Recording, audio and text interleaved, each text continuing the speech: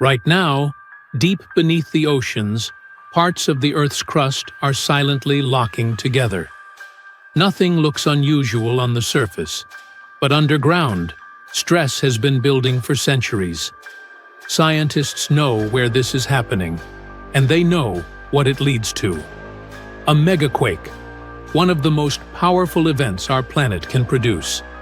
Megaquakes are earthquakes with magnitudes of 9.0 and higher.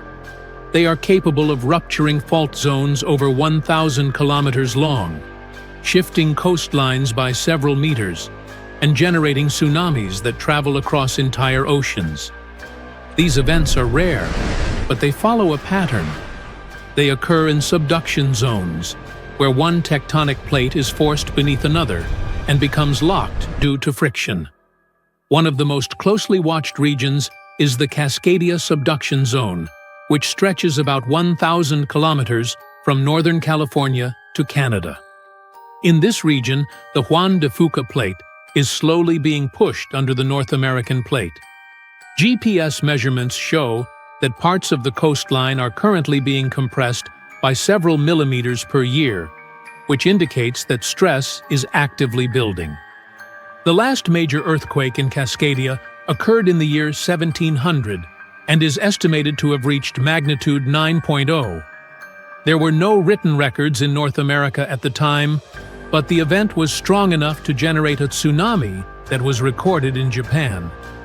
Geological evidence shows that past megaquakes in this region tend to occur every 300 to 600 years, which means the system is now within that interval again. Cascadia is not the only area where this process is happening.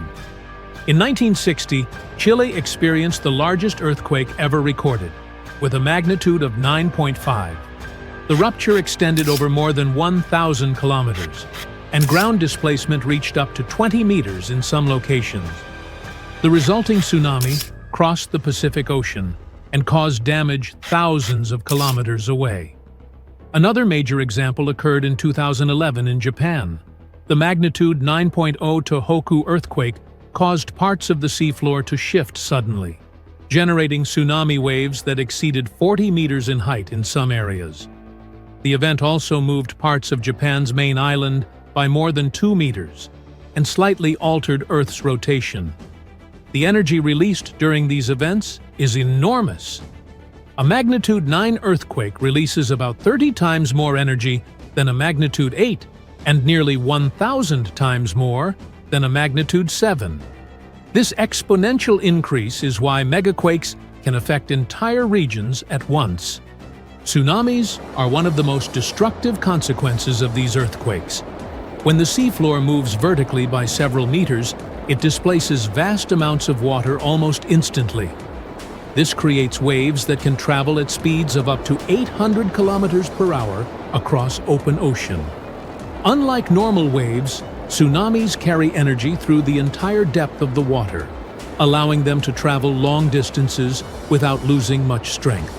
Despite modern technology, scientists cannot predict the exact timing of a megaquake. However, they can estimate probabilities based on historical patterns and current measurements.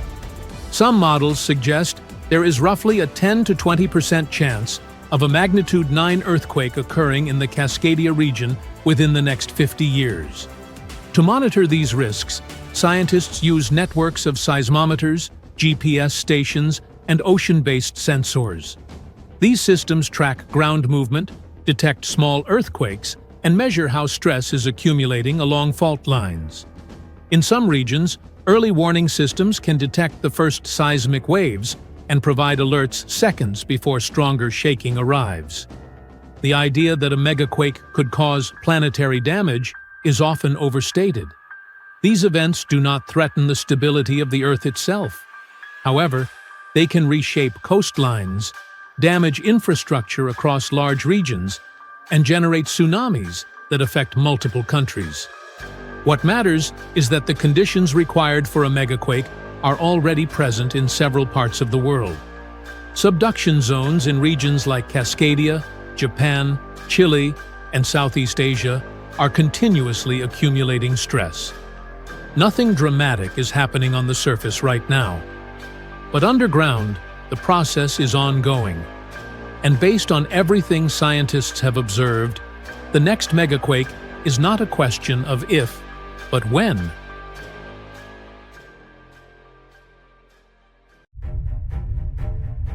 There is a powerful force hiding underground where tectonic plates meet, and one forces another under it. This happens in the Pacific and Indian Oceans. Strain builds over centuries. The tension is unbearable until the megathrust awakens. The Earth shakes with a magnitude that can exceed 9 points, more powerful than any other earthquake. When the seafloor suddenly gets pushed up fast, it sends a huge ripple across the water, and a tsunami of huge force is out. These waves are called teletsunamis, and they cross entire ocean basins, ready to take over coastlines thousands of miles away. The thrust fault stretches over 600 miles. The Earth is not just shaking, it feels like it's tearing apart. This is the power of a megathrust earthquake. Those caught in its path will have to fight for their lives. Japanese authorities recently had to issue their first ever megaquake advisory. It happened because of a strong tremor on the edge of the Nankai Trough ocean floor zone.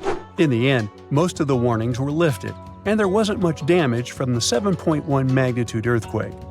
Parts of southwestern Japan started to shake, and the superfast trains in Japan slowed down to stay safe, which made travel slower for everyone.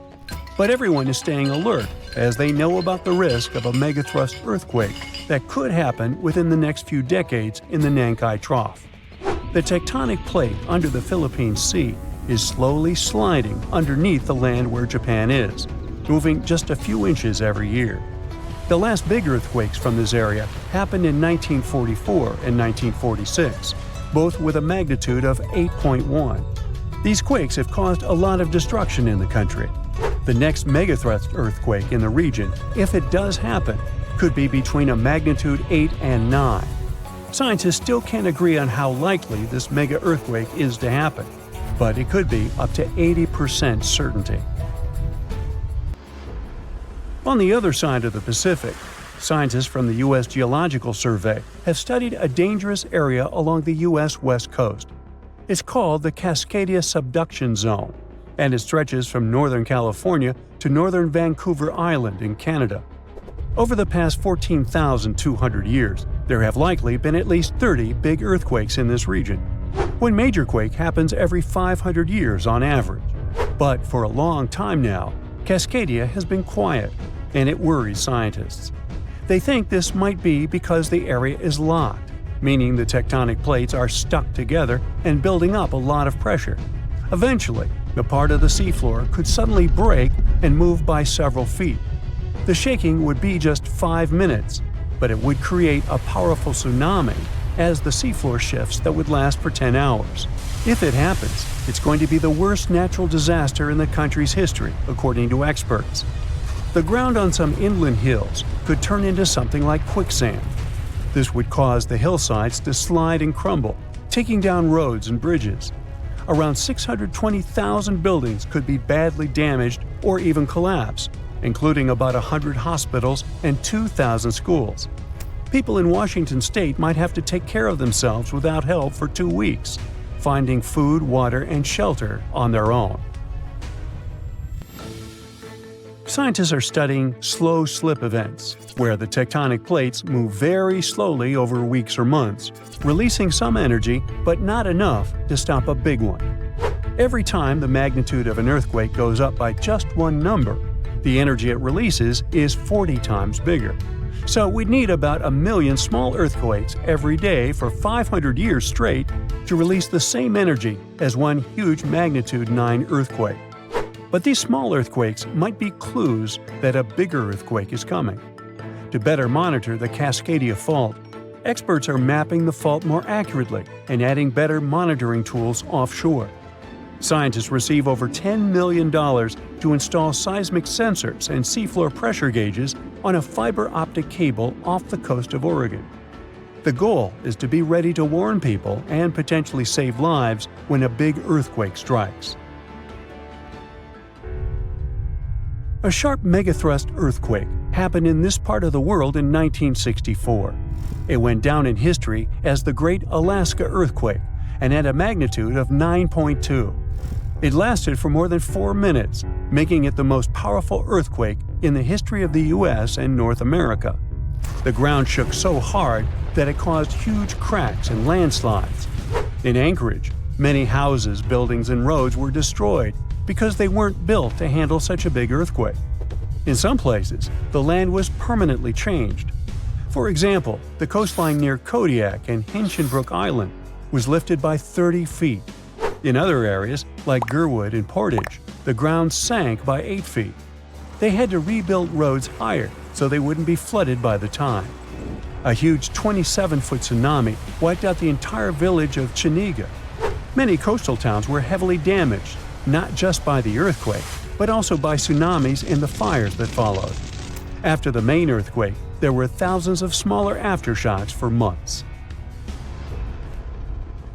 A moderate earthquake of magnitude 4.4 shook Los Angeles in August 2024.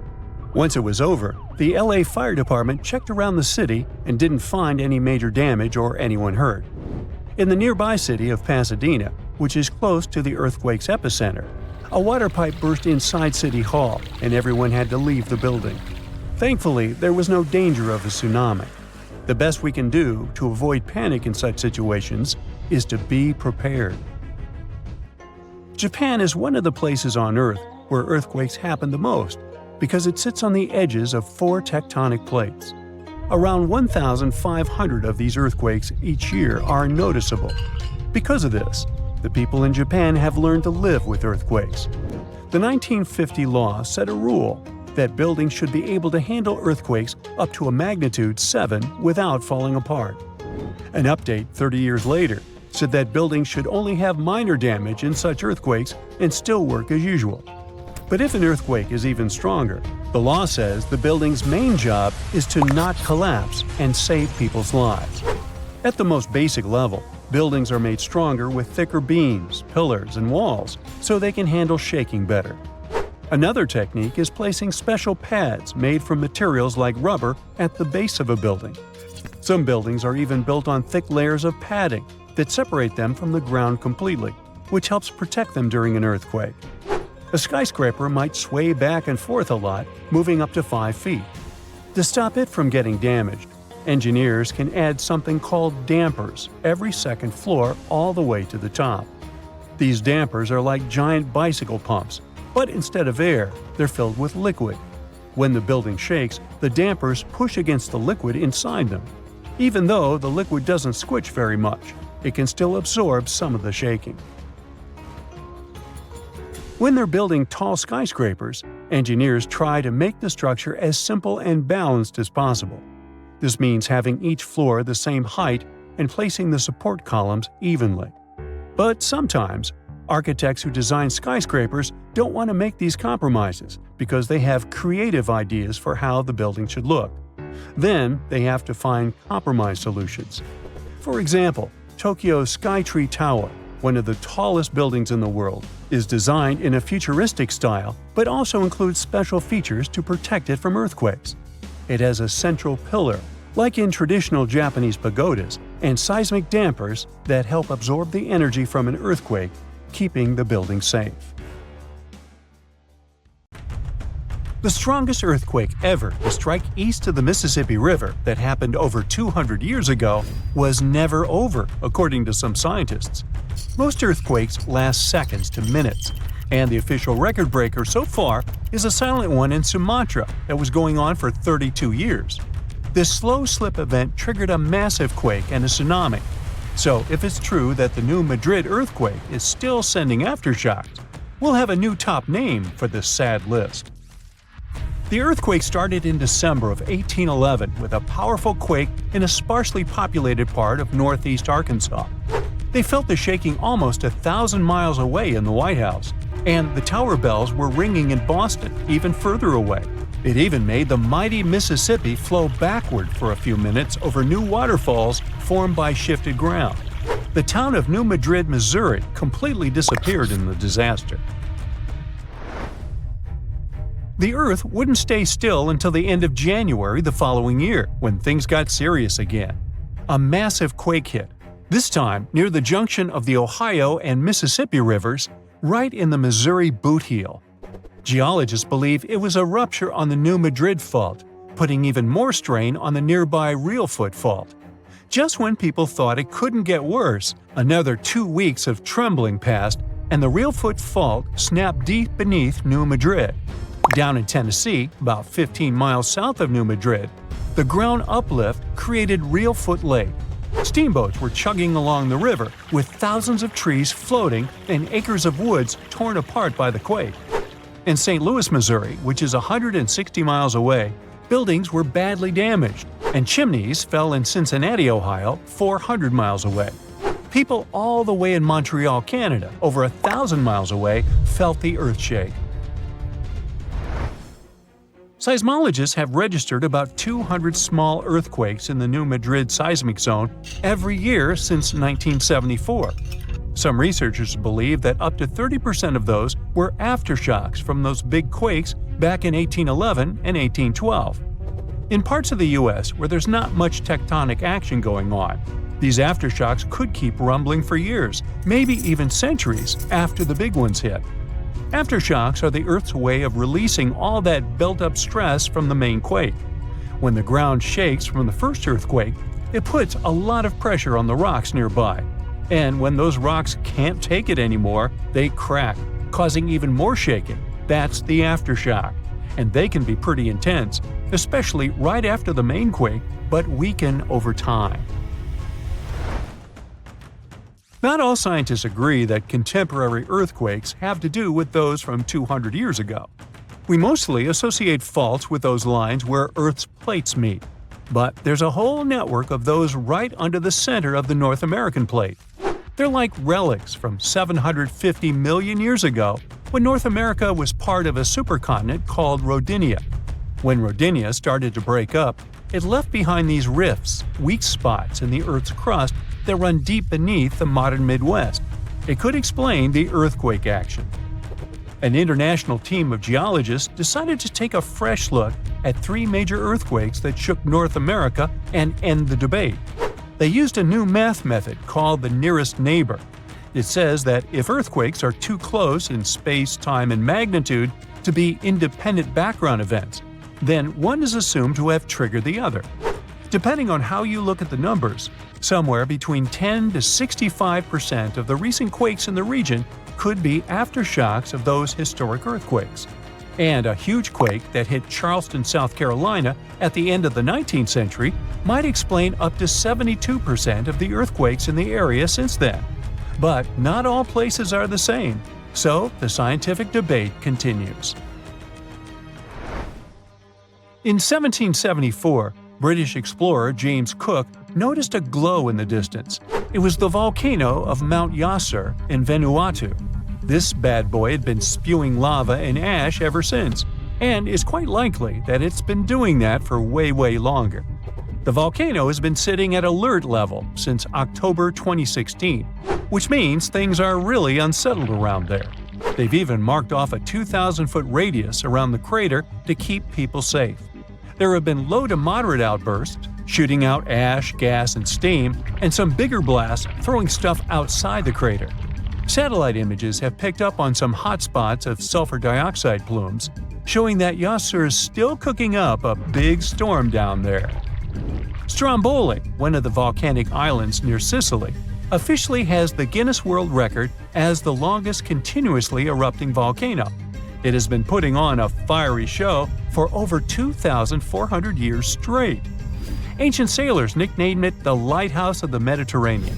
Most of the time, Stromboli's just spitting out spatter, but every now and then, it throws in some lava flows or shoots up some moderately high fountains. Sometimes, you might even catch a glimpse of steam-driven outbursts. Over 200 million years ago, the world went through a major makeover, with not 1, not 2, but 4 massive volcanic eruptions changing the game. It all happened in Rensselaer, a large chunk of island that used to be a supermassive volcano stretching across what's now British Columbia and Alaska. This volcanic activity might have helped dinosaurs grow from cat-sized critters into giants we saw in Jurassic Park.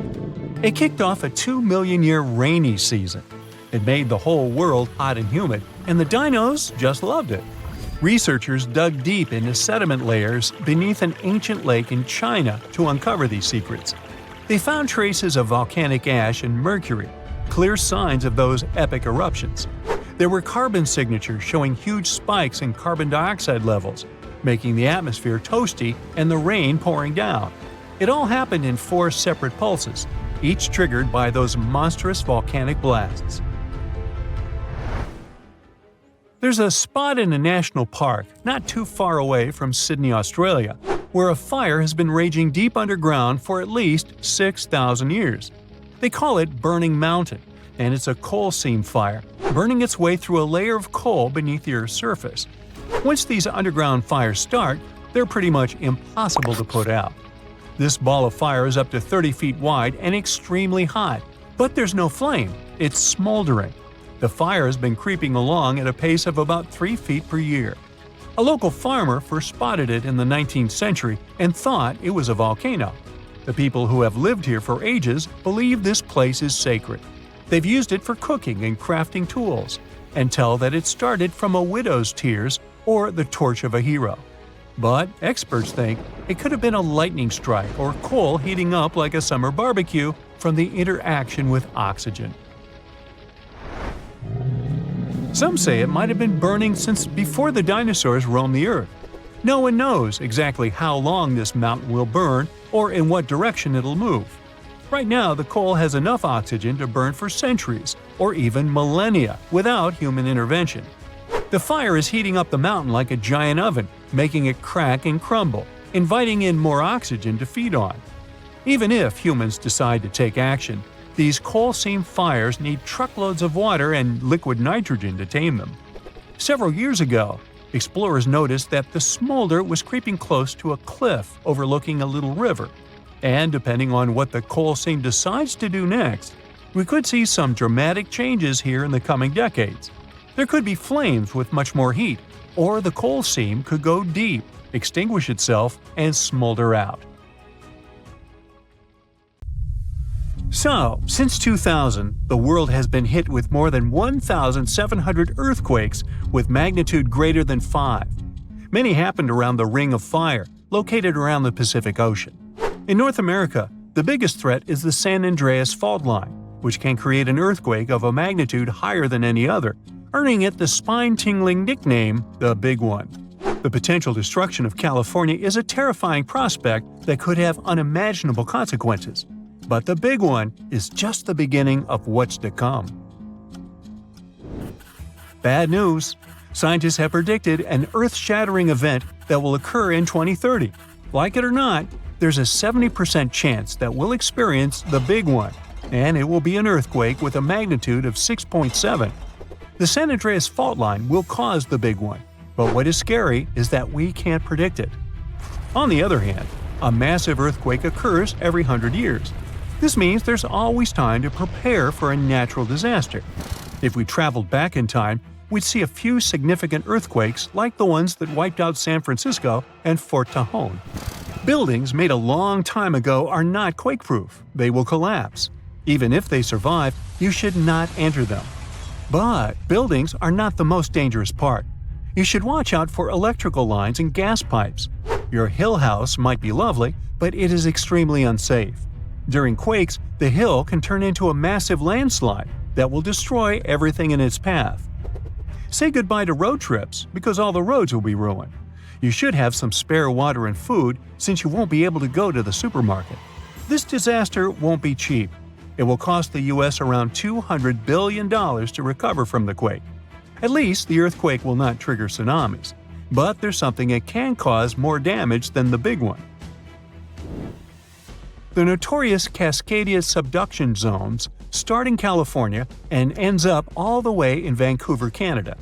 The San Andreas Fault Line is nothing compared to this zone. It can wipe the whole coast off the face of the Earth, an example of hyperbole. Subduction zones are tectonic plates forced to be one under the other and constantly pulling apart.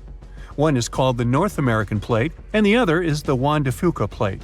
Zones like these are not to be messed with, since they are terrifying hotspots for earthquake activity and extremely dangerous because they cause massive underwater quakes.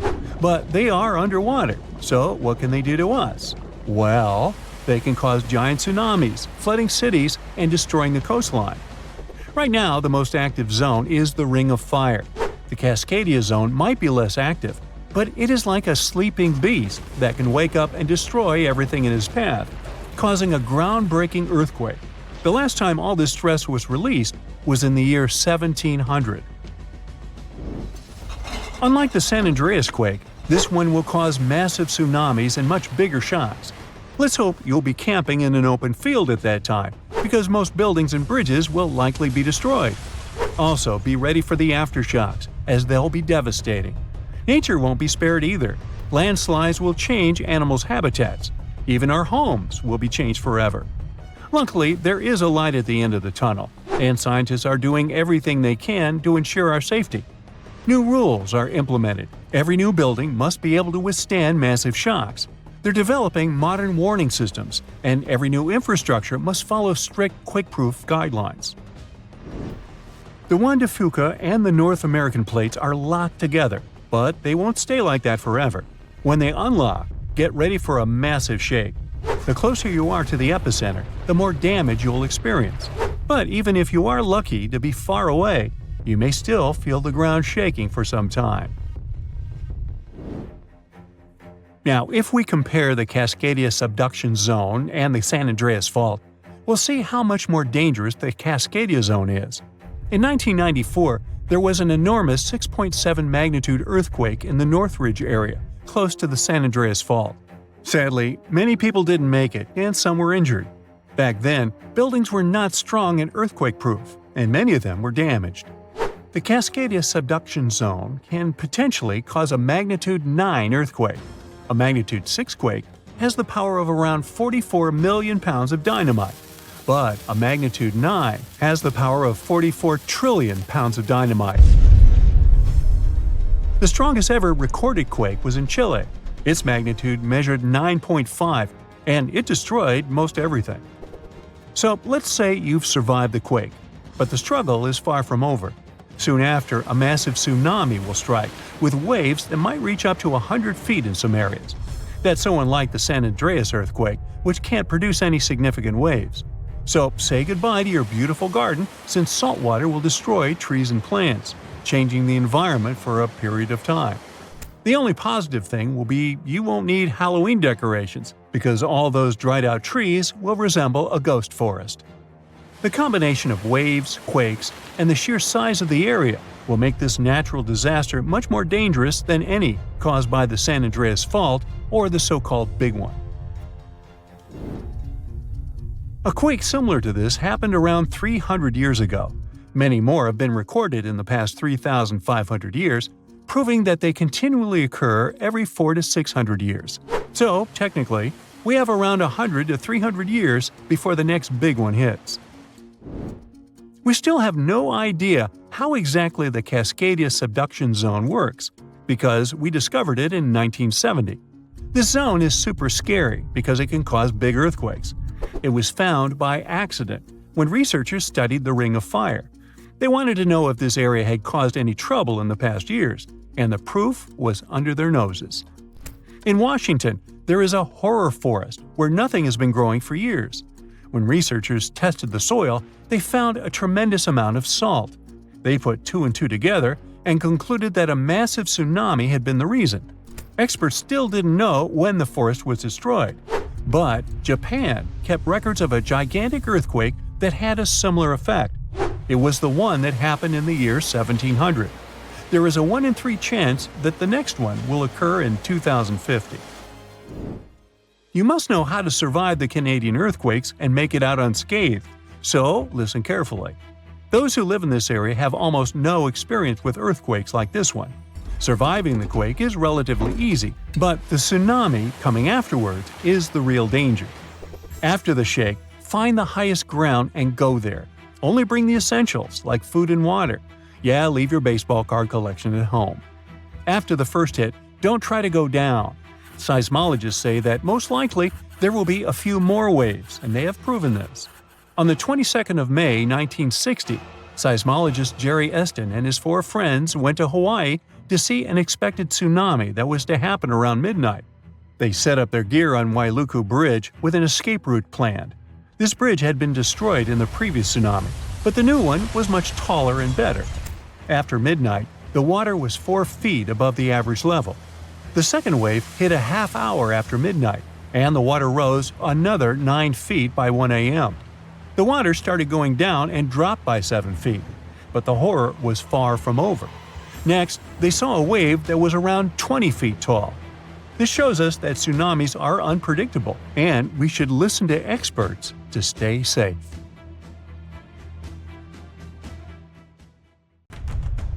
Not an earthquake, but a mega-earthquake could happen in Japan. It's scarier, bigger, and more destructive than ordinary tremors. However, the problem is that it will occur underwater, which means it will trigger a giant tsunami 100 feet high.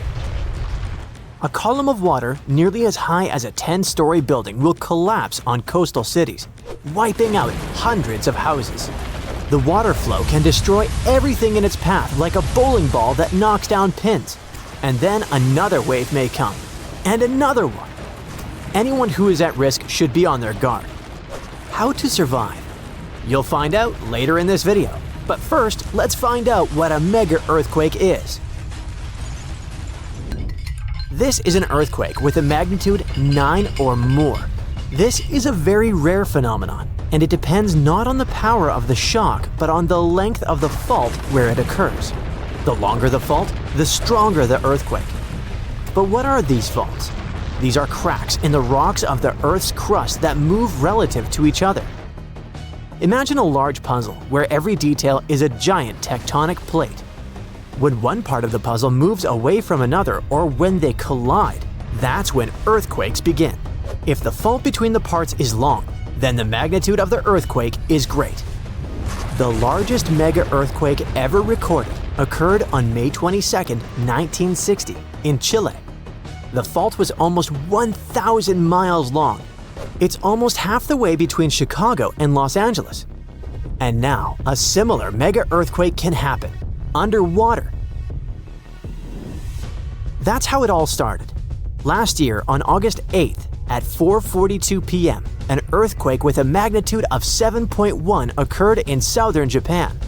The tremors appeared off the coast of the mainland island of Kyushu. Everyone was terrified as they expected a large tsunami to appear. But fortunately, they faced only a small wave. It collapsed on the shore, but didn't destroy buildings. About 15 people got hurt, which is sad, of course. But it could have been worse. It seemed that the disaster had passed. The residents breathed a sigh of relief. However, after that, the Japan Meteorological Agency sent a warning about a possible mega-earthquake that could be incredibly devastating. A previous earthquake of 7.1 magnitude could be a harbinger of an impending catastrophe, a disaster that could affect 250,000 people. As soon as people heard this, they ran to buy groceries. Increased demand and a slight panic led to shortages of rice and several other basic products. People were stocking up on food and preparing for the worst. But a week later, the Japan Meteorological Agency canceled the warning. It turned out that the small tsunami on Kyushu Island was not a harbinger. No one knows whether a mega-earthquake and tsunami will happen in this region, but the chances are very high. To understand the nature of this danger, we need to dive underwater in a place called the Nankai Trough. It is a 500-mile-long underwater fault that runs almost parallel to the Pacific coast of Japan. This is where the two giant sections of the Earth's crust meet, the Philippine Sea Plate and the Eurasian Plate. And the Philippine Plate is subducting and slowly slipping under the Eurasian Plate, on which Japan is partly located. During this movement, the plates get stuck, accumulating energy. Afterward, when they move and align again, they release a powerful burst of energy. And this energy is capable of causing one of the most powerful earthquakes in the world.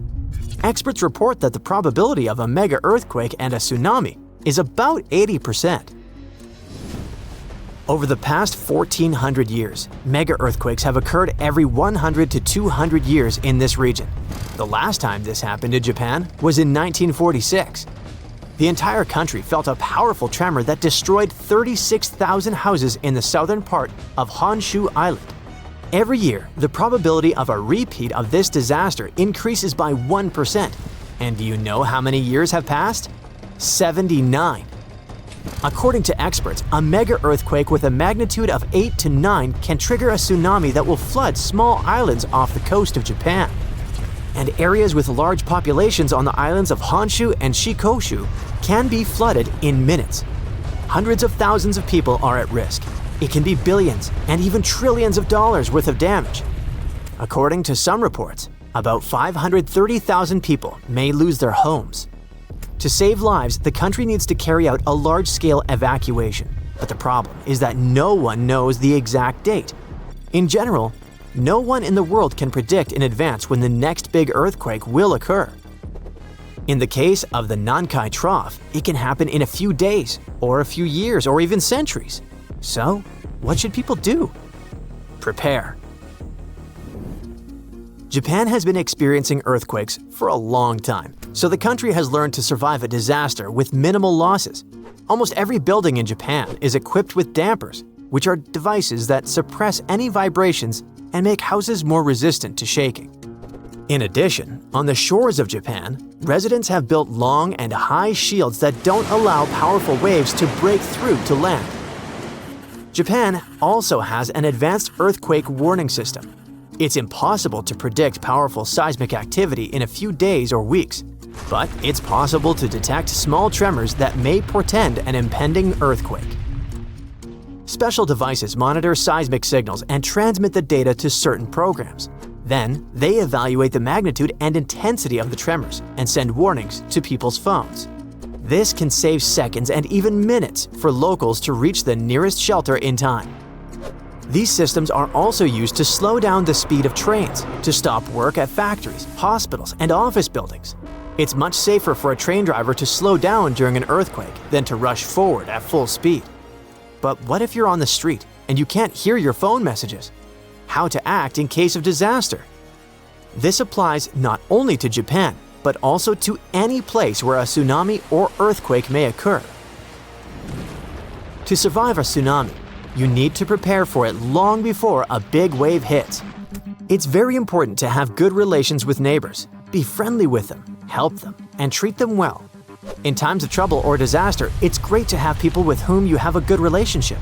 They can help you get out of a difficult situation, and you can also help them. Be kind and compassionate to people. This way, it's much easier to survive any disaster. Prepare a backpack with necessities in advance. These are a first aid kit, canned food, flashlights, a battery-powered radio, and bottled water. All this will not only save your life, but will also help other people in trouble. So if you feel an earthquake start, immediately run for cover. If you're at home, try to stand against a wall closest to the center of the building, or crawl under heavy furniture that stands firmly on the floor, such as a desk or a regular table. Stay away from windows and front doors, and never use an elevator. If you're on the street, don't come close to power lines and any objects that may fall. During a tsunami, you may need to get as high as possible to avoid getting swallowed by water. Stay as far away from the shore as you can, and don't go down until you're sure it's safe. But how can you find out about an approaching wave if you haven't received the warning? When a tsunami approaches the shore, you will hear a roar similar to the rumble of a passing train or plane. If there's no elevation nearby, then try to get to the upper floors. It must be at least the third floor, but it has to be a building that can resist a tsunami, such as a massive house made of concrete. If there are no such high buildings nearby, try to climb a massive tree. When the disaster is over, look around and find those you can help. Listen to messages from rescuers via radio or TV. If all is well, then you can deal with the consequences. Yes, there's a lot of work ahead, but you've survived and helped others survive. And that's the most important thing. The floor starts quaking like it's alive, Books, mugs, and lamps leap off shelves. Your feet slide, your body sways, and you can barely stay upright. It stops for a second, but then it shakes again and again. More than 1,000 times just in one day. This is not how you imagined your trip to Santorini, but it's the new reality. The Santorini seismic swarm started in January 2025. In less than 1 month, there were, get ready for it, more than 20,000 reported earthquakes. For comparison, most cities on Earth go through one small, barely noticeable quake in a year. It all started with small jolts that residents could feel, but tourists might have mistaken for large trucks driving nearby. But by February, things got serious. A magnitude 5.3 quake struck. It's a moderate-strength earthquake, but it was strong enough to rattle homes, break windows and dishes, and terrify the island's population. The Greek authorities declared a state of emergency for Santorini and Amorgos. Thousands of people had to leave their homes. Schools closed, and hotels temporarily evacuated their guests. Santorini is famous for its volcano, the one that blew up in a massive eruption around 1600 BCE and inspired the legend of Atlantis. It's still considered to be active, although there have been no significant eruptions since the 1950s. So it would be logical to blame this monster for all the drama. But nope, these tremors weren't volcanic. Experts said what was happening near Santorini looked like a seismic swarm. It's a series of smaller quakes all happening in the same area. They are happening along faults, which are cracks in the Earth's crust that can suddenly shift when the tension gets too high. Think of the ground like a giant, stressed-out Rubik's Cube. At some point, it twists and snaps somewhere. Near volcanic areas like Santorini, fluids moving underground can sneak into these cracks and make them easier to break. Plus, there's the natural stress from tectonic movements. It's like adding oil to a squeaky, overworked hinge. Suddenly, everything slips. Nobody knows exactly what's coming next. Tracking thousands of tremors isn't easy. Many of them are too small for traditional seismic sensors to pick up. But this time, scientists have their new best friend to help out. I'm talking about artificial intelligence. Thanks to machine learning, researchers can detect patterns in tiny vibrations that humans might miss. This technology has helped a lot to understand the swarm. It lets scientists map which parts of the crust are most active and even predict possible future activity. The AI analysis suggests the quakes aren't random. They seem to be clustered along a fault line near the underwater Colombo volcano. This area has a long history of seismic activity. Even though Colombo hasn't erupted recently, the magma beneath it might be subtly shifting the crust, and it adds tension to the tectonic plates above. It's like a simmering pot. Nothing boils over yet, but the heat is definitely building. The swarm has subsided after a couple of months of constant shaking, but it doesn't mean it's over for good. Even after a lull, another swarm could strike, or a larger quake could happen along the same fault lines. That's why scientists are now studying the data collected from the swarm. If you're thousands of miles away from Santorini and don't have plans to visit, it doesn't mean you're 100% safe from a similar scenario. Seismic swarms like the Greek one happened in the Caribbean, Iceland, and Italy. One of the best documented swarms in history happened in Japan, in a suburb northwest of Tokyo. It was all going on in a town sitting on a seismological observatory, like a secret underground lab for tracking earthquakes. The swarm kicked off in August 1965 with just 3 earthquakes that were so weak nobody could feel them. But things escalated fast, and 3 months later, 100 quakes a day were strong enough for people to feel. On one day, the observatory recorded almost 7,000 quakes. Out of those, 585 were strong enough to actually shake the ground, meaning you could feel a quake roughly every 2.5 minutes. Scientists figured out that the swarm was caused by fluids moving underground, kind of like the Earth's crust, stretching and bubbling. Studying seismic swarms helps scientists predict earthquakes better, understand how Earth's crust moves, and even prepare for future natural disasters globally. For instance, if they can link the patterns of tremors to magma movement or tectonic shifts, they can apply similar models to volcanoes and fault lines in Hawaii, Iceland, or the Pacific Northwest. Santorini is like a living lab where they combine modern tech with traditional knowledge. AI, seismographs, and satellite imaging add to centuries of human observation. The locals who have lived through quakes for generations contribute insights about small tremors, changes in groundwater, and unusual animal behavior. All this helps scientists refine their models. Santorini's swarm has surely grabbed the attention of the whole world, but it's not the only place on Earth with some intense seismic activity. But what makes Santorini unique is its combination of historical volcanoes, underwater fault lines, and the fact that it's a real tourist magnet. The island is not so large, and the effects of even moderate tremors feel stronger and more dramatic than in other regions. In other places, though, even more serious earthquakes, tsunamis, and volcanic activity are regular news, and the people have learned to live with them. Japan is one of the regions on Earth where earthquakes happen the most because it sits on the edges of 4 tectonic plates. There are around 1,500 of these earthquakes each year that are noticeable. Because of this, the people in Japan have learned to live with earthquakes. There's even a law that sets a rule that buildings in the country should be able to handle earthquakes up to a magnitude of 7 without falling apart. An update 30 years later said that buildings should only have minor damage in such earthquakes and still work as usual.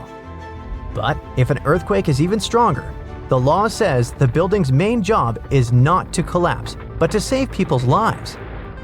At the most basic level, buildings are made stronger with thicker beams, pillars, and walls so they can handle shaking better.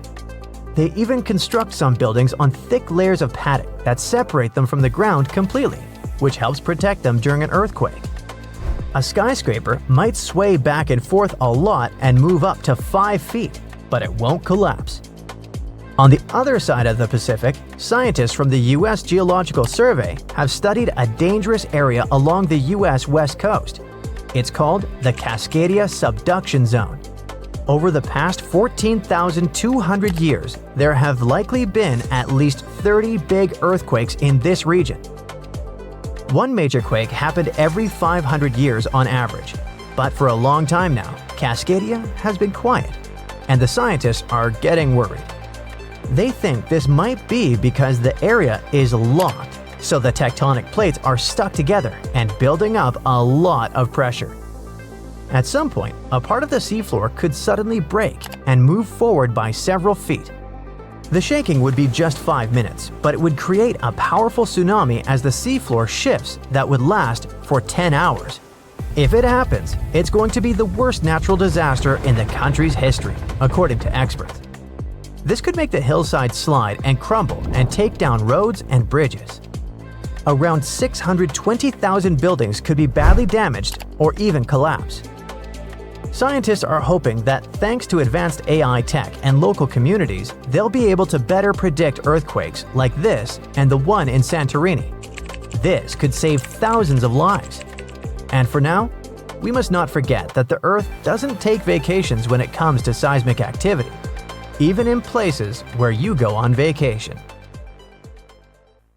Something is about to reshape the entire future of the West Coast. The coastline, the infrastructure, the whole map.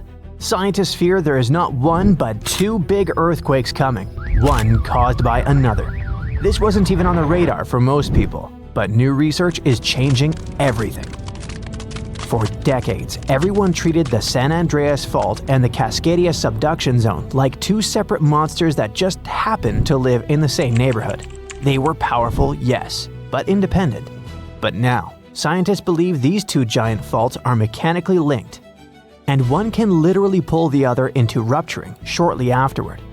Cascadia moves, San Andreas moves. San Andreas tears, Cascadia tears. And the potential consequences of that are honestly haunting. Scientists found evidence that it happened at least 10 times in the last 3,100 years. Earthquake, pause, earthquake. It comes from marine sediment cores, which are like time capsules pulled up from the ocean floor. Researchers analyzed layer after layer of seabed sediment and found doublets, paired debris layers created by two massive quakes happening so close together that the ocean barely had time to settle between them. That discovery takes us to the Mendocino Triple Junction, the geological troublemaker of the West Coast. It's the place where three tectonic plates crash and grind into each other like badly aligned gears. It's also the zone where the San Andreas meets Cascadia, which makes it the perfect place for these double quakes to form. The stress changes caused by a rupture in one fault travel straight through this junction and destabilize the other. It's benign when it happens to a bookshelf. When you move one book, three others shift. But when you think about it like a coastline with millions of people, entire cities, major infrastructure, it instantly feels terrifying. To many people who live on the West Coast, the San Andreas kind of feels like a California's problem, and Cascadia like an Oregon and Washington's problem. But when you understand that these two faults can essentially fire at each other, it stops being a local issue and becomes a continental one. A Cascadia megaquake alone can hit magnitude 9.0 plus, rip open 600 to 700 miles of seafloor, and send a tsunami roaring toward the Pacific coast. And it could just be the first quake, and then, maybe minutes later, the San Andreas snaps in Northern California. The shaking could ripple down the state like a zipper tearing open a jacket, and if it goes the other direction, it could be just as bad. If the San Andreas ruptures first, the intense stress redistribution can destabilize the Cascadia subduction zone. You could get the California quake first with buildings rocking, highways breaking, and power stations failing. And then, soon after, the ocean pulls back in Oregon or Washington. And the 20-minute countdown to a tsunami begins, a follow-up disaster. It's the kind of chain reaction you don't want even in a video game, let alone real life.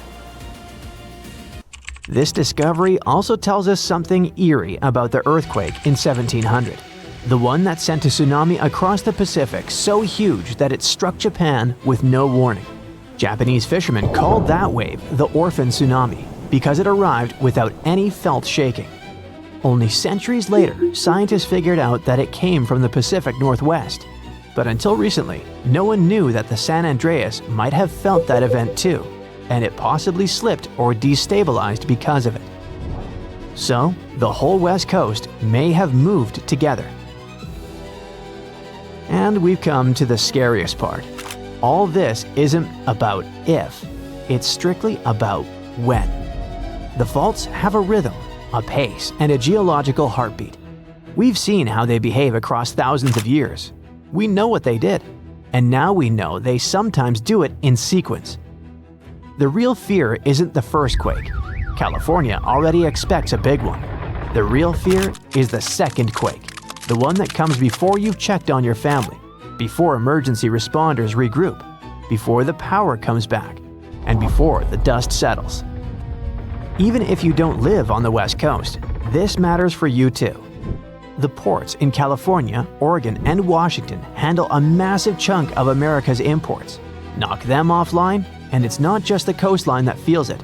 The ripple hits the entire country, and potentially the world. Grocery prices spike, supply chains freeze, gas availability dips, shipping timelines go nuts. The world is much more connected than any of us thought, and a geological double punch on the Pacific coast wouldn't stay a local disaster. It would spread, thread by thread, into everyone's life. So, those in power must prepare not for one giant rupture, but for two. Emergency plans, evacuation routes, response times, and power grid designs, all of it needs updating. Because nature has now shown us what even a single major rupture can do to a modern economy.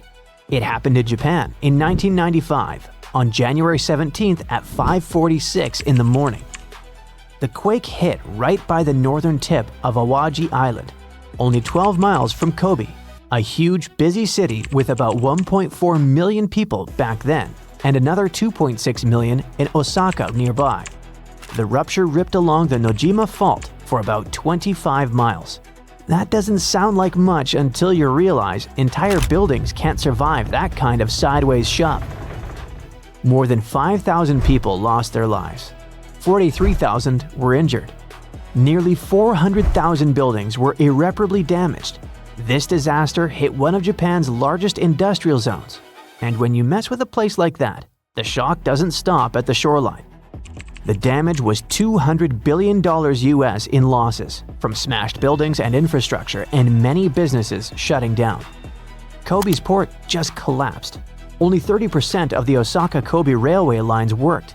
Part of National Route 28 literally vanished into the ground. Schools, hospitals, and municipal buildings, 85% of them took damage or were unusable. Fires broke out across Kobe, almost 300 separate incidents, burning the equivalent of 70 US city blocks and taking another 600 to 700 lives. Almost 100,000 people permanently left the region, 2.5% of the whole population gone in less than a year. And here's a detail that stuck with me. So many bridges failed that engineers suddenly had to confront how poorly older designs handled lateral shaking. Houses with heavy tiled roofs, built to fight typhoons, crumbled because all that weight sat too high. But the newer homes made after the 1981 building code revision stood. And that's when Japan realized that modern seismic standards were crucial to follow. Japan threw $58 billion US into restoring the region. Power came back in days. Roads and rail returned in 5 to 8 months. The main expressway took 21 months. The port was fully rebuilt in just over 2 years. And by then, all debris was cleared. Within 15 months, manufacturing jumped back to 98% of its old level. Stores reopened. By 1999, Kobe's economy reached roughly 75 to 90% of pre-quake levels. Japan overhauled its disaster management system entirely. They set up the Central Disaster Management Council and rewrote building codes. They upgraded everything from emergency drills to fire-resistant city layouts, and they launched the Earthquake Early Warning System that now gives Japan those precious few seconds before shaking hits. The same system that saved countless lives since 2007. But despite all this improvement, the Kansai region still sits on dangerous ground. The Roku Awajishima fault system, the same one that snapped in 1995, still runs under them. The 2018 Northern Osaka quake and the 2024 Noto Peninsula quake reminded everyone that this threat didn't disappear. It just waits its turn. A future large event on that system could hit even harder simply because the region has grown more complex, more interconnected, and more economically loaded.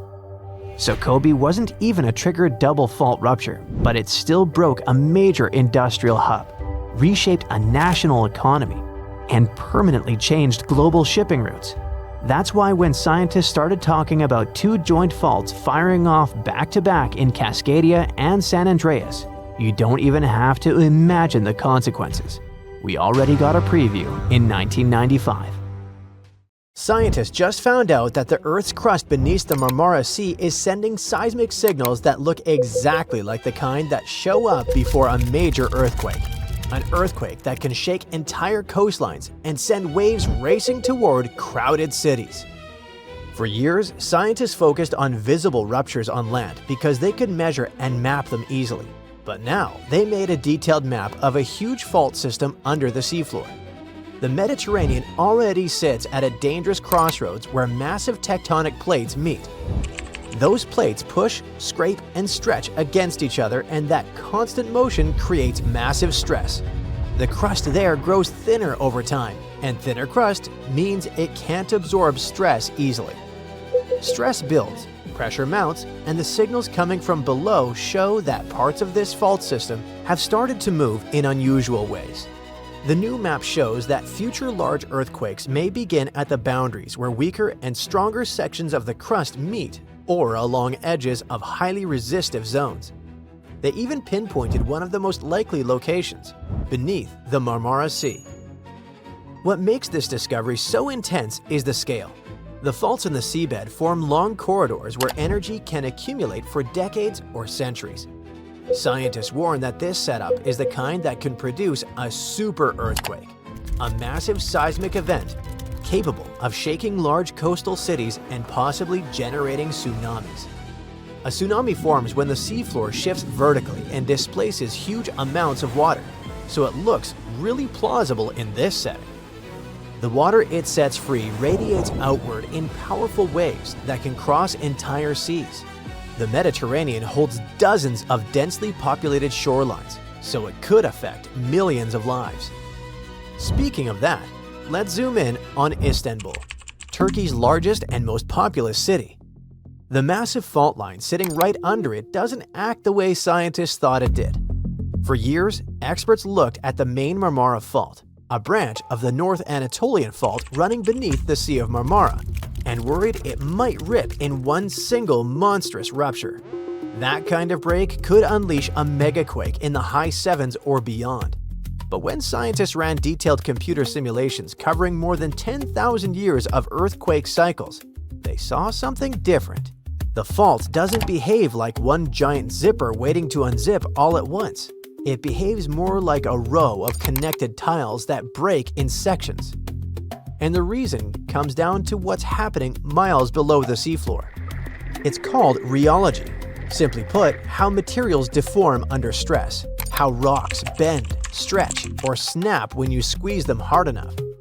Under the central Sea of Marmara, giant piles of compacted mud, sand, and debris sit on top of warmer crust.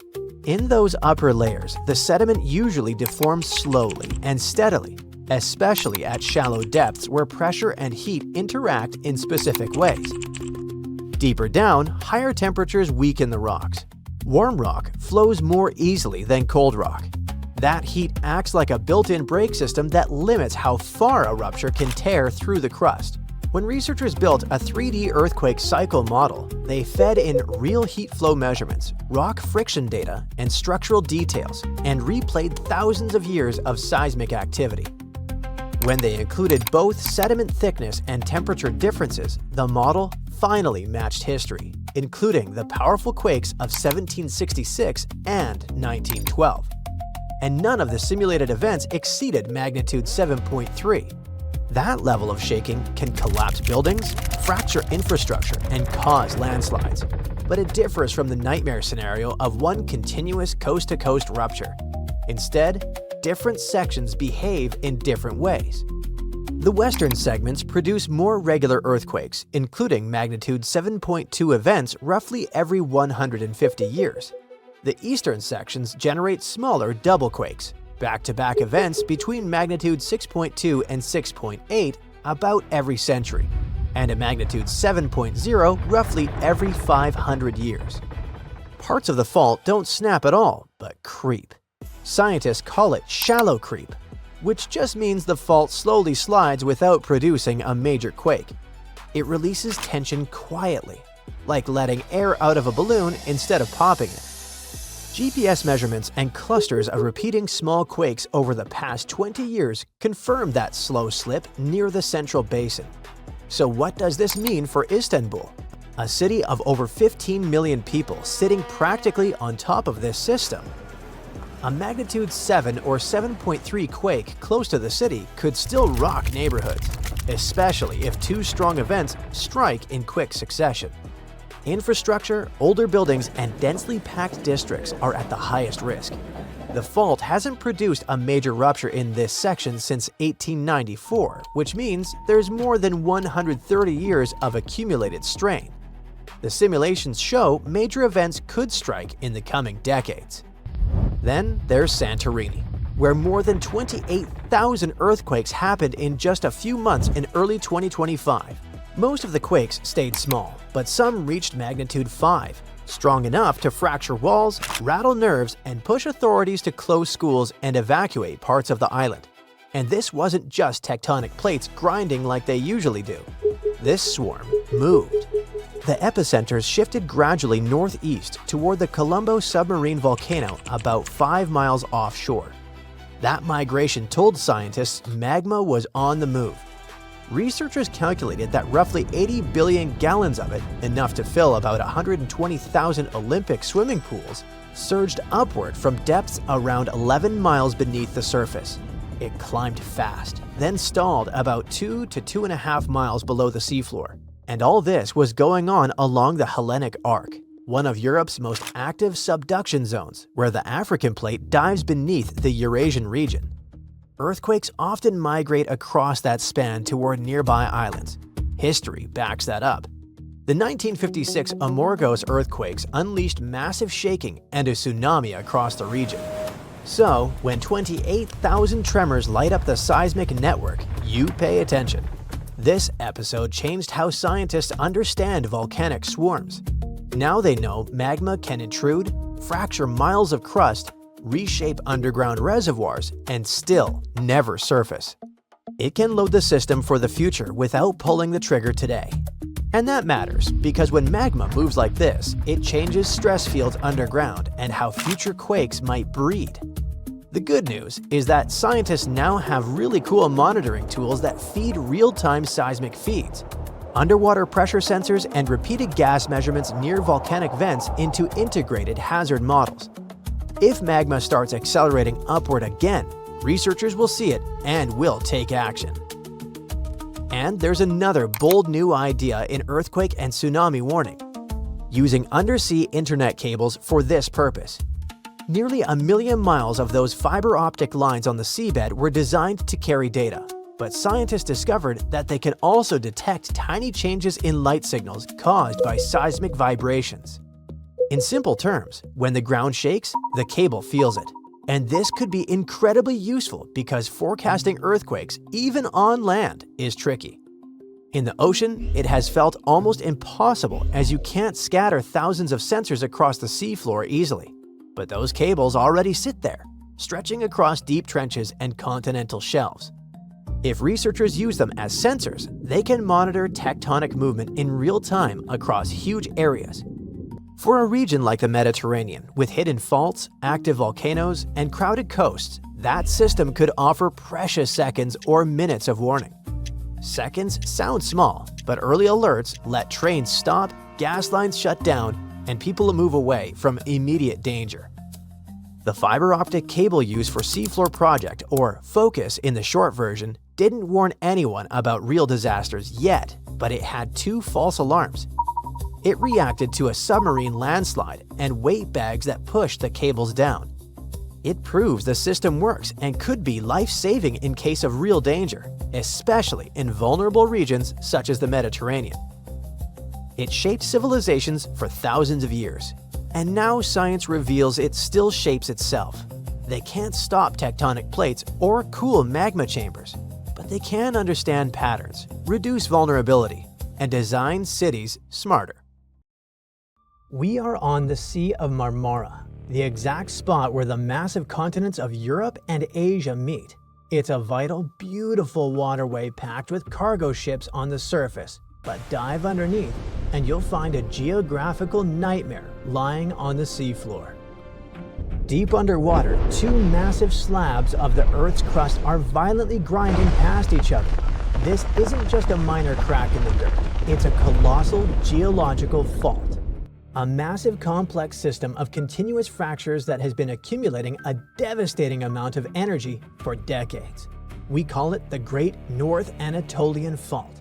All this energy has to be unleashed someday. And when it happens, it's going to hit one of the most densely populated areas on our planet. Scientists are now in active monitoring mode, especially when it comes to Turkey. This country is sitting on the Anatolian Plate, a small bite of the Earth's crust. Nowadays, it's being literally smashed by the Arabian Plate from the south and the Eurasian Plate from the north. Because it's being squeezed so hard, the only direction it can move is west toward the Aegean Sea, and it actually does this at a speed of about 1 inch per year. In geological terms, that's a high-speed, violent movement. Millions of tons of solid rock grinding against each other deep underground day and night without a single break? Not the best thing to experience. All this endless moving, cracking, and squeezing is what creates the North Anatolian Fault, a 930-mile-long fault line that acts almost exactly like the infamous San Andreas Fault. Yet the difference is striking. While the San Andreas mostly skirts the outer edges of Californian megacities or runs through less dense regions, the fault in Turkey is running right under major industrial hubs and heavily populated urban centers.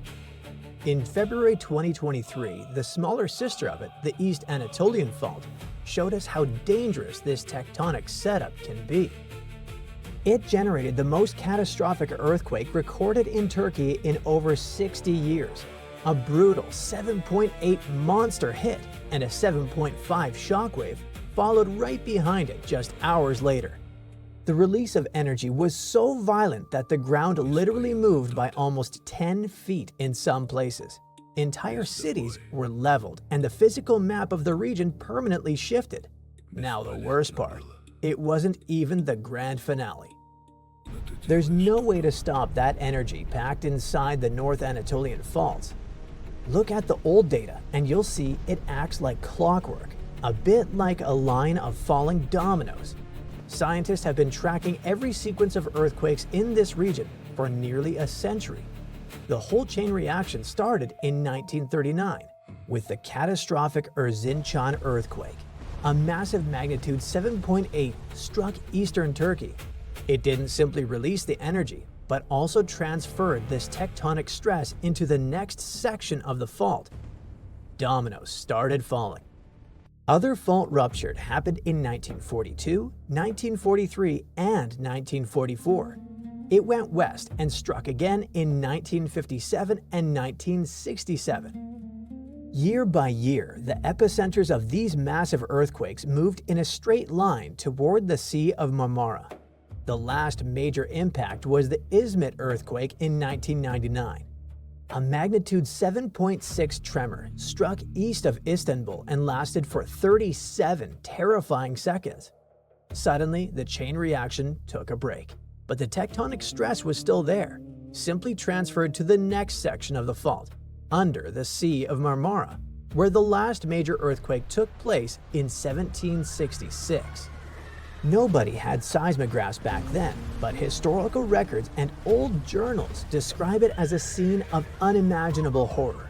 Now, modern science tells us exactly why it was so devastating.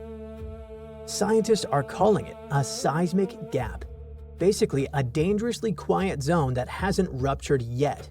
Back then, 260 years ago, a massive quake destroyed a huge part of Istanbul and generated a tsunami that crashed into the city's ports.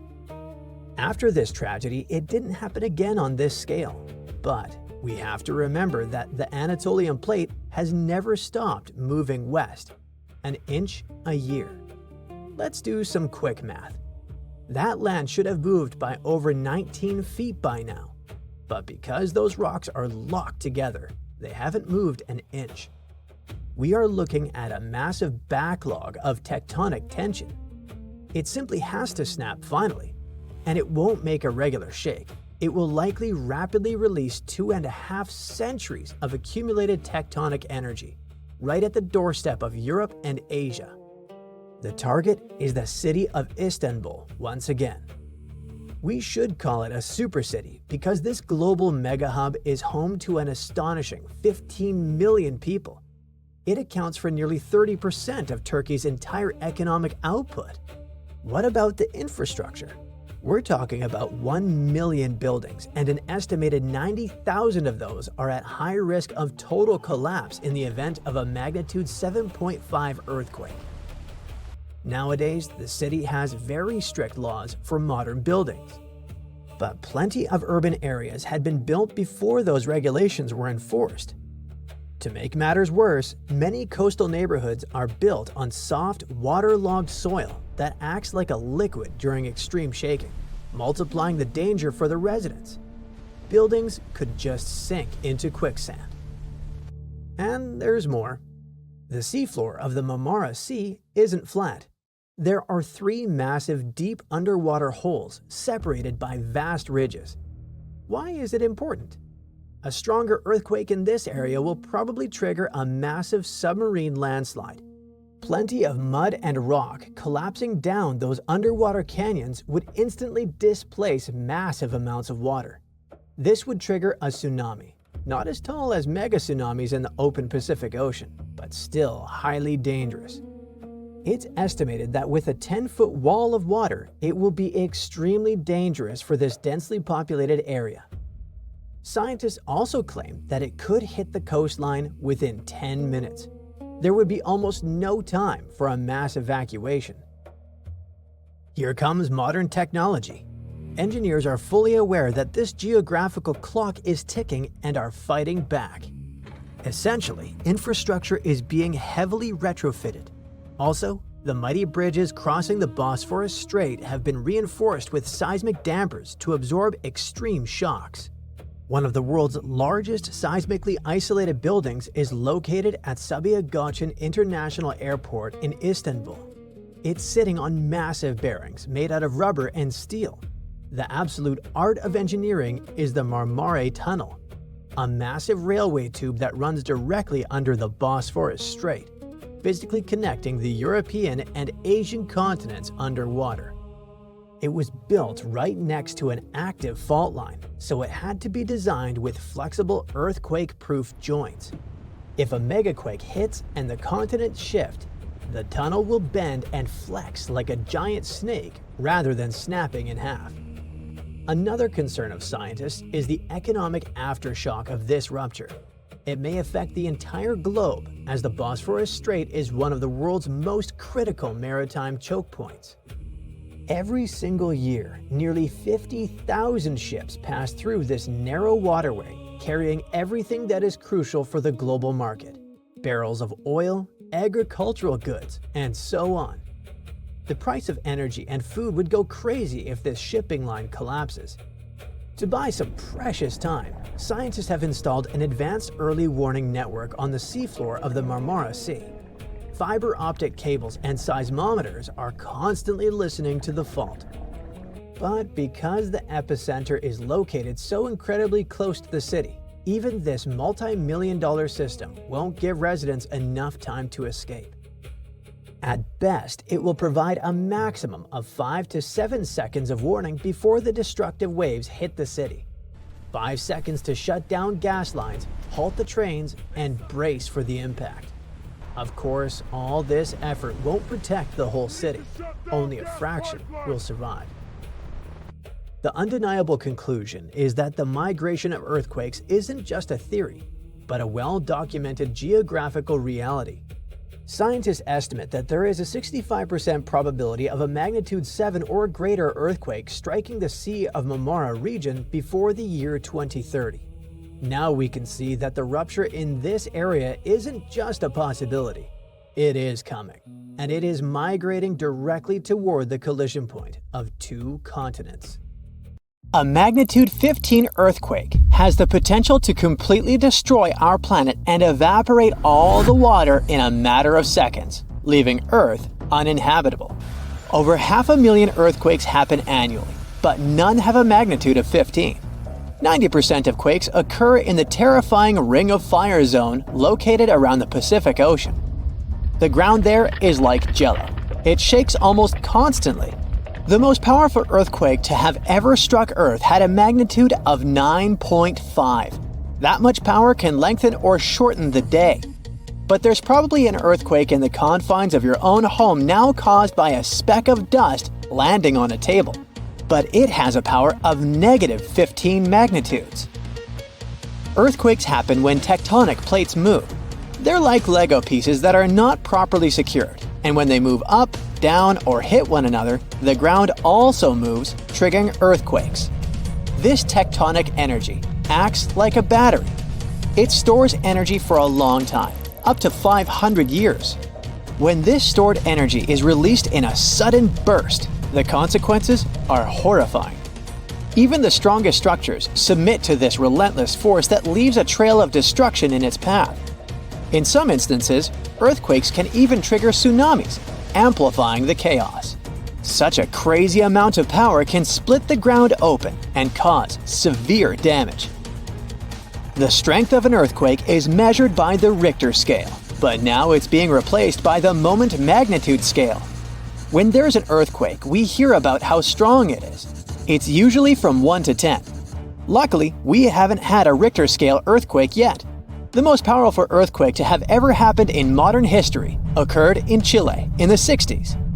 It was around 9.5 on the Richter scale, and it altered Earth's rotation and messed up the length of the day by around 2 milliseconds. It also triggered a massive tsunami and affected a vast area of 155,000 square miles.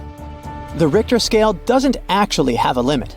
Still, anything above 25 doesn't need measuring, because if that ever happened, we would simply turn into dust, and nobody would care to measure this disaster. As we said, the strongest earthquake had a magnitude of 9.5. If this magnitude had been just 0.5 stronger, it would have created a ruptured line 2,174 miles long. That is almost 7 times the size of Wyoming. A magnitude 11 earthquake would create a crack halfway around the world. Massive tsunamis would hit coastal areas, destroying everything, and Earth would get into a massive environmental crisis. If you love hiking, you would have new mountains to explore, created by the terrifying earthquake. Even the temperature would increase because of volcanic eruptions and the resulting greenhouse gases.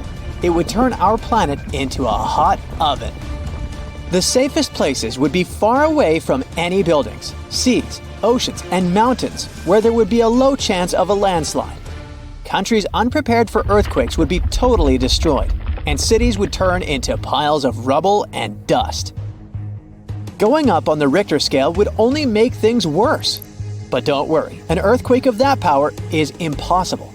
Earth's crust doesn't have enough energy to produce such earthquakes. But there is something that has much more power and can produce mega earthquakes. Asteroids are powerful enough to destroy our planet, as we all know from the dinosaur era. That asteroid was around 6 miles long, and it caused massive damage to the planet. It triggered earthquakes that shook the ground constantly for months. These terrifying quakes were about 50,000 times stronger than the Chile earthquake. They also triggered a tsunami that was 30,000 times more powerful than the Indian Ocean tsunami. And the latter was one of the most devastating tsunamis to have ever struck Earth. The earthquakes caused by the asteroid had a magnitude of 11, making it the most powerful and scariest natural disaster ever. And let's hope it stays that way. The Indian Ocean tsunami affected only certain areas of the world. Meanwhile, the asteroid tsunami affected every part of the world and had 33-foot-tall waves. Even if you had traveled to the most remote place on Earth, you wouldn't have been able to hide from this Grim Reaper. A 15-magnitude earthquake wouldn't be 15% stronger than the Chile earthquake. The scale doesn't work like that. It would be around 100 million times more powerful than a 9.5 magnitude quake. It could make all the water on Earth evaporate, leaving us devastated and without any H2O to survive. All ecosystems would collapse, all food chains would be broken, and only some super strong bacteria would probably survive the impossible. That is only a fraction of the frightening things that could happen. The ocean is like the AC for our planet. Without it, Earth would be super hot. The ocean also serves as a shield from the sun's powerful rays. It acts as a heat absorber and cools Earth. Scientists think that the most dangerous thing would be the inability of Earth's crust to survive the violent shakes of the 15-magnitude earthquake. If our planet miraculously survived and didn't turn into dust, there would be massive openings in its crust. The ground would become gelatinous. It would randomly move up, down, left, and right, and no building would survive that. Our civilization would be brought back to the Stonehenge era. Tectonic movements like this are devastating. A similar thing happened in Japan when tectonic plates moved 165 feet from each other and then snapped back together, creating a 9-magnitude earthquake. No place on Earth is immune to this bone-chilling natural phenomenon. Still, certain places have higher chances of being destroyed than others, like the Ring of Fire, where 90% of earthquakes happen. This is a place where earthquakes are almost everyday occurrences. The Ring of Fire is located in the Pacific Ocean. It forms a ring around the continents that surround the Pacific. There, several tectonic plates meet, creating highly unstable ground. To make the problem much more terrifying, 75% of active volcanoes are located in this area. 90% of dormant volcanoes are also there, making this place extremely dangerous. Scientists carefully study this region to find a way to predict when the next earthquake might strike. The Ring of Fire is not the only place at risk of earthquakes. In California, along the San Andreas fault line, 2 tectonic plates have been storing power for more than 200 years. The San Andreas Fault is 715 miles long and has the potential for a massive earthquake. This region has its fear of violent earthquakes like the one that happened in San Francisco in 1906.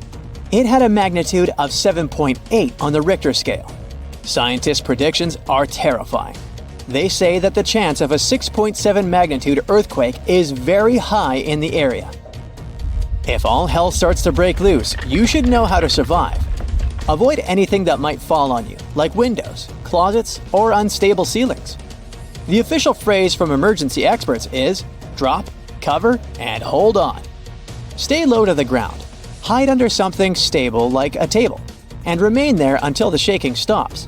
Make sure to stay in your shelter for another minute or two, just in case there are aftershocks or loose debris. Use your nose and smell for gas. If you do smell it, don't turn the lights on or do anything that might ignite it. Stay strong and be safe.